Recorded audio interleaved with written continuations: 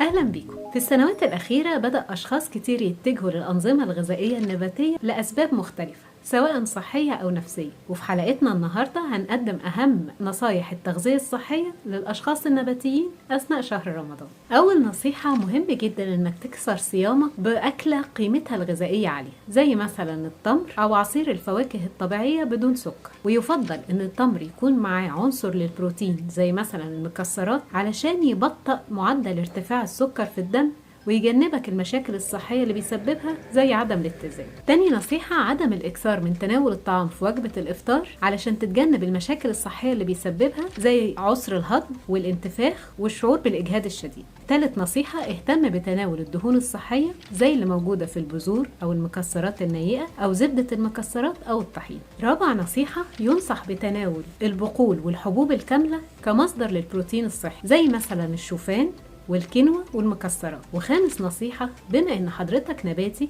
فجسمك معرض للعجز في عناصر غذائية أساسية زي الحديد والزنك والكالسيوم وفيتامين ب، علشان كده بننصح بتناول المكملات الغذائية اللي تعوض العجز ده.